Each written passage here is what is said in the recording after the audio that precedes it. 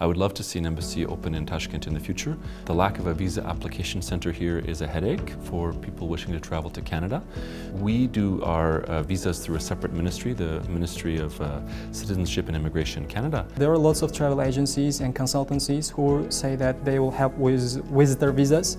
And after going to Canada, they say you can easily change your visa to a work visa. And we've seen examples of people falling victim to fraud from visa consultants who are not legitimate. If someone tells you they can get you a visa tomorrow, I think this person is just going to take your money. Using a consultant does not make it more likely that your visa will be approved. Right now, there's no specific recruitment program with Uzbekistan. And we're not going to jump into a C5+1 quite yet. We're providing support to Afghan migrants and refugees in Uzbekistan. In Uzbekistan, we've spent $1 million since 2015 through this program.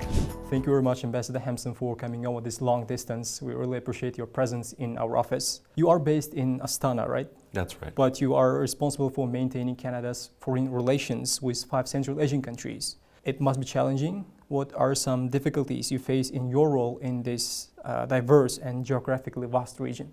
You're absolutely right. We cover the 5 countries of Central Asia from the Embassy of Canada in Astana, and for sure it means that we're always running to keep up with the dynamism and the opportunities in this region.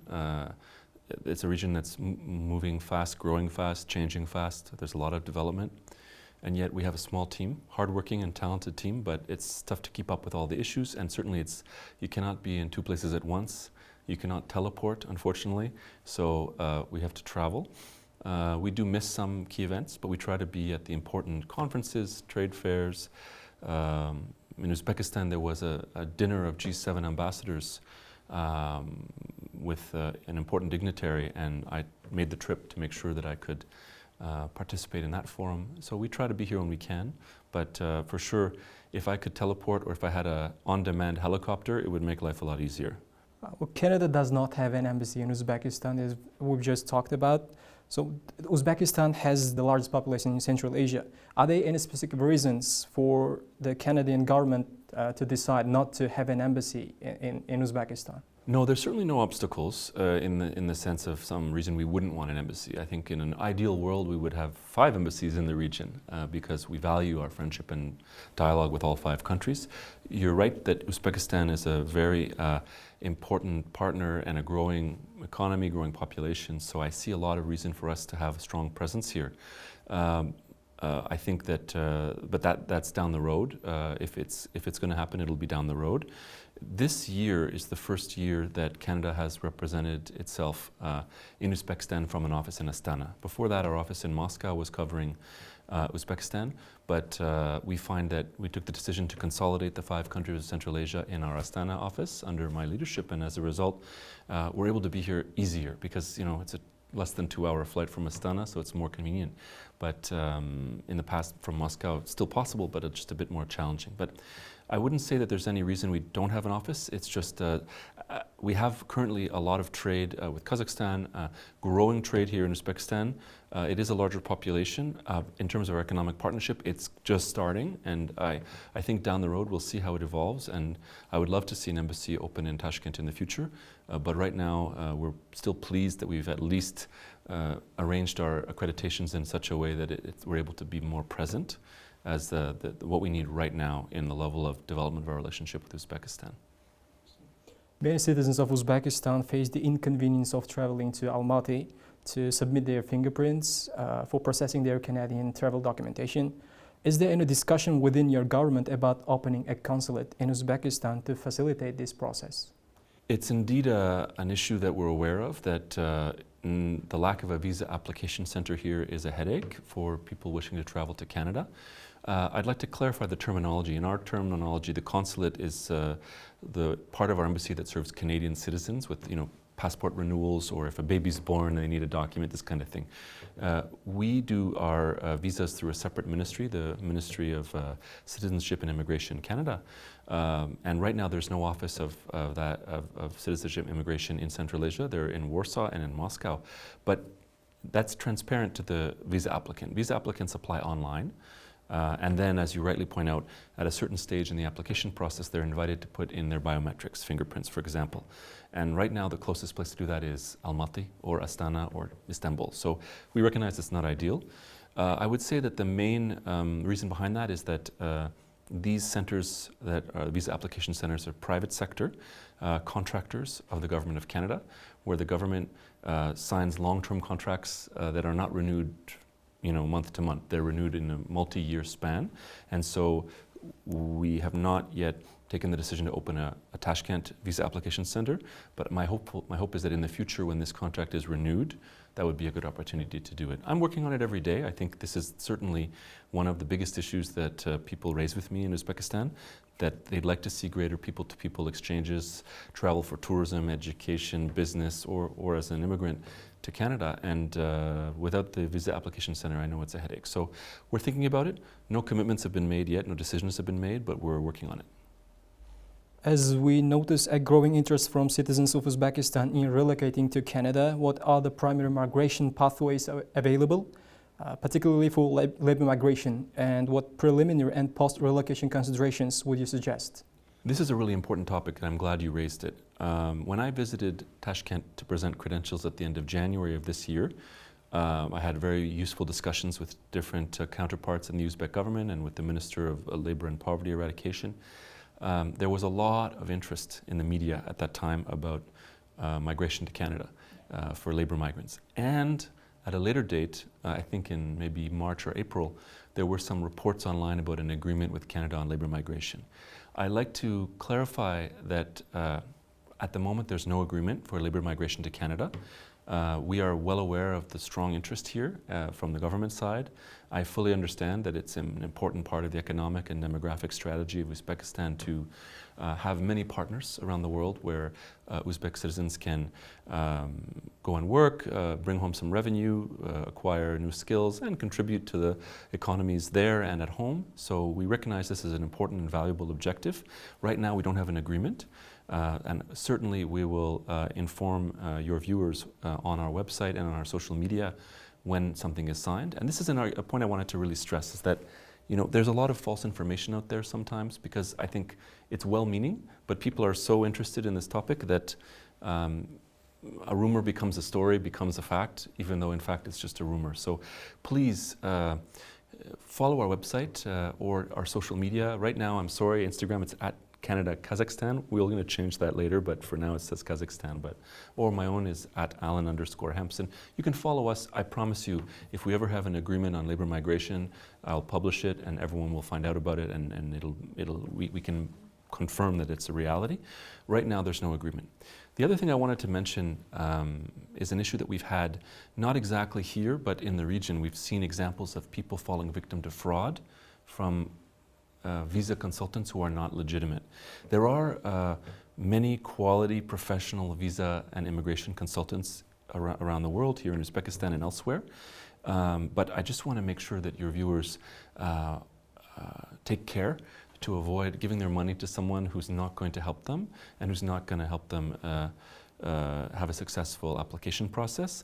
If it sounds too good to be true, if someone tells you they can get you a visa tomorrow, I think this person is just going to take your money.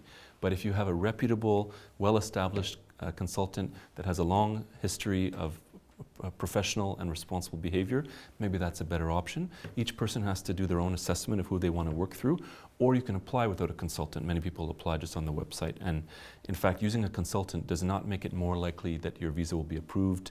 It doesn't draw special attention to the application, but maybe it helps you fill it out correctly, but not, some people can do it on their own without a consultant. So I encourage viewers to be careful. Don't sign blank forms, don't give money without getting an invoice as part of an agreement that's written down, these types of things, just to prevent fraud. Because a lot of people who are really keen to travel to Canada for labor migration, for example, they're going to spend thousands of dollars on a consultant. We just want to make sure that it's legitimate and they're going to realize their dreams and not be taken advantage of. So that's one really important thing I want to share today. There are lots of travel agencies and consultancies who say that they will help with visitor visas, and after going to Canada, they say you can easily change your visa to a work visa. How likely is this, and is it possible, like changing your visa from a visitor visa to a work visa? Uh, I might be a little bit out of my depth if I get into such processes because I'm from our foreign ministry and our visas are handled by a different ministry. I'm not aware of a way to take a visitor visa to go and be a tourist and then switch it while you're there to be a work visa. I'm not aware of that. I don't think that exists. I think there are pathways just on the website to apply to go to Canada as a skilled worker, as an immigrant. We don't have an agreement, a program to recruit Uzbeks. There's no such program right now. But it doesn't stop people from seeking to travel to Canada.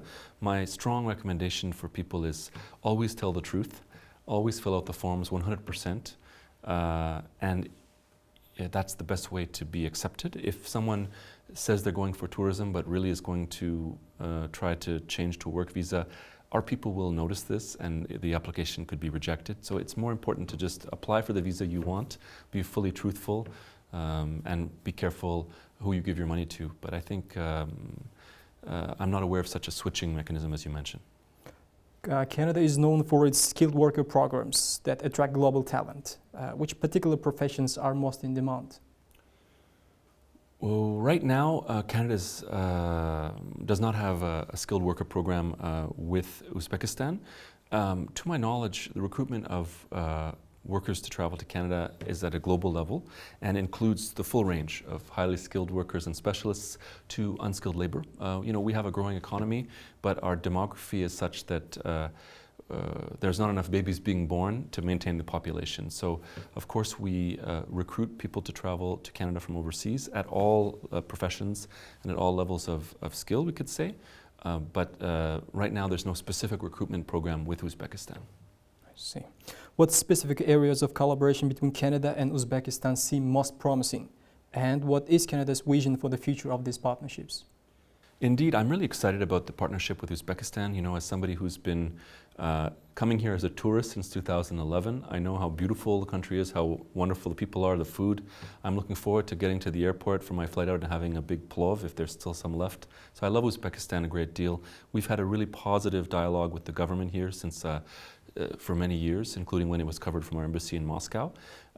Great discussions on regional issues, on security, on gender equality, environmental protection, and of course on commercial cooperation, business cooperation, which is going really well. Right now, the trade numbers between our two countries is about $100 million a year. That's something, but of course it could be a lot more. Uzbekistan's GDP is 80 billion, and ours is also huge, and we're a highly developed economy. So I know that we can grow our commercial cooperation. Right now, there's a lot of activity in the minerals sector. Uzbekistan is rich in both traditional metals as well as critical minerals. So there are some Canadian firms operating here. As well, there was an agreement early this year with Condor Energies, which is a Canadian energy company, to refurbish 8 natural gas condensate fields in a really unique partnership with Uzbekneftgaz. So they're rehabilitating some older fields to make sure that we get the most out of it. And I think that there will be more partnerships possible in the future in energy and in the clean tech that goes with energy to use these fossil fuels as a way of bridging to the renewables and the sustainable economy, carbon neutral economy of the future that we all need. So this is going to develop. There's also a lot of potential commercially in areas like agriculture and agri-food. Canada's technology, machinery, and even genetics are valued around the world in terms of increasing productivity at lower cost and lower pollution, lower water use. That's really important as we face a lot of uncertainty around water in the future here. So I'm excited about the potential there. Of course, education. Canada is well known as a destination for higher education. We offer high quality education and a welcoming environment for people from all around the world. So we actively recruit students from this region, from Uzbekistan and Central Asia, to consider studying in Canada. I can elaborate on that if you're interested. And I think that there's more possibility as well in transportation linkages and collaboration here. And one area we've been working in different countries of Central Asia is on women entrepreneurs and promoting women in business. And so there's been some really interesting activities in the region, and we hope to expand this in Uzbekistan to talk about digitalization, innovation, and entrepreneurship involving women businesses, because women are 50% of the workforce, 50% of the economy. So we need their full participation in entrepreneurship, in founding and growing businesses to help this country flourish and to build an economy that works for everyone. These are some important areas on the commercial side. I think beyond that, we have ongoing dialogue at the government-to-government level on regional issues. Of course, Afghanistan is a neighbor of Uzbekistan, a country where Canada spent many years heavily engaged in the efforts there. Of course, those efforts did not achieve the result we wanted, but now we have to work together, all countries in the world, to see how we can support the Afghan people, Afghan women and girls, and of course, regional and global security. And I'm proud to say Canada and Uzbekistan have rich dialogue among our senior officials on this topic. And I'm glad to see that partnership unfolding. There's other regional issues. Of course, the war in Ukraine is a sensitive and difficult issue that is really painful for us to see what's happening there. I'm really happy to say that in the Central Asian region, the support from all governments for principles of state sovereignty, territorial integrity, the UN Charter, this is something that we really welcome as the foundation of a peaceful world. It's based on the sovereignty of states and non-aggression. So we continue to have these types of dialogues here. And I think I recognize and really appreciate the way that the governments of Central Asia, all five, have a really responsible approach to multiple partners, to not feeling the need to choose sides between traditional and new partners in the West, but rather to have a positive and constructive relationship with all sides. This is a great contributor to peace and global security, and we support it. I'm hopeful in the future as well that we can do more work on gender equality, issues like domestic violence, where there's been some really impressive progress in Uzbekistan in recent years. I think some really good efforts to make the country a safe place for every woman and girl. Canada is very interested in this topic, and we're doing some work in Kazakhstan on this topic. I hope we can bring that type of cooperation here in Uzbekistan, working together to see what's the next step. How do we make this country even more of the positive direction on gender equality and domestic violence. And finally, perhaps on climate change, on water. We know these are really critical issues. Each year we see more and more extreme weather events, issues around water supply or drought or flooding.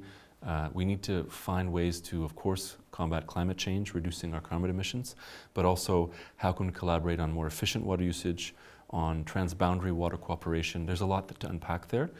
We don't have a program on this right now with the government of Uzbekistan, but these are some of the ideas I think we should be talking about. The United States has established a C5+1 format for engaging with Central Asian nations. Does Canada consider initiating a similar dialogue to enhance regional cooperation? Indeed, I've seen C5+1 format become quite the trend these days, with many countries around the world inviting C5, maybe foreign ministers or even heads of state, head of government to meetings. I certainly think this is an interesting way to explore and tackle regional issues. Right now, my focus is on building the bilateral relationships one-on-one between Canada and the countries of this region. For example, I'd love to see ministerial visits or other high-level exchanges. I think we need to take some time to build those bilateral relationships, and we're not going to jump into a C5+1 quite yet, but certainly it's not something we would exclude down the road. But let's focus for now on what can we do together one-on-one, and when there's cross-cutting issues, we'll find ways to collaborate across the countries of the region. I think the miniature C5+1 is actually in my embassy, because finally we have one embassy covering the 5 countries instead of Uzbekistan in the past being covered in Moscow and Turkmenistan being covered in Ankara. So I'm really happy to see this change. It's a good step, and we're trying to do the best we can now to develop the bilateral relationships we have to be at the most that they can be. And fortunately, we have very positive, friendly relations with all 5 countries, no bilateral issues or irritants. So the future is bright for Canada and Central Asian countries' cooperation. What cultural or educational exchanges exist between Canada and Uzbekistan, and how do they strengthen bilateral ties? Right now, there is interest from Uzbek students to study in Canada. We are in the early stages of discussions on higher educational cooperation between Canadian universities and faculties with local partners. Right now, not a huge amount of agreement signed, but we hope for more in the future. There are some partners here in education, like the South Alberta Institute of Technology, that deliver training at all levels, vocational training to higher education, on a B2B basis, and we support that. There are other providers here as well. There's 1 or 2 faculty-to-faculty exchanges, but it's still in the early stages. We'd like to see a lot more. In the region, we're really putting an emphasis on this this approach. For example, we're in advanced discussions in Kazakhstan with the Ministry of Higher Education and Science around the possible establishment of Canadian university. So this is where we'd like to be in the region, is these types of investments. But in Uzbekistan, we're just getting started, and we'll see where we go. On the cultural side, we don't have a huge program, but we do some niche activities, notably every March, April, to celebrate le Printemps de la Francophonie, if I can say a little French for your viewers, the spring of the Francophonie. The Francophonie is the organization of French-speaking countries and other countries that have a strong link to the French language. And we often show Canadian films. We showed 2 films here in Tashkent in, I believe, late March, and I was here for those screenings at the Alliance Française. That's one way we try to promote Canadian cooperation. I'd like to do a lot more. It does depend on our time and our budget, but I can see the richness of the culture in Uzbekistan and some really interesting and surprising links to some traditional Canadian cultural dimensions, so I'd like to explore that more in the future. In terms of humanitarian aid and development projects, how is Canada contributing to the Central Asian region, and are there any new initiatives on the horizon? Yeah, indeed, we do have a number of programs that are active here.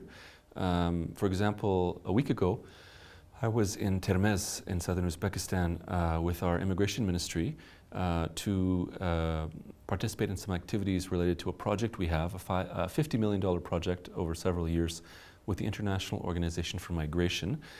This project is designed to support the resettlement of some Afghan migrants and refugees to Canada, but just as importantly, to support local government institutions and local civil society organizations who are providing support to Afghan migrants and refugees in Uzbekistan, as well as Tajikistan and Kazakhstan.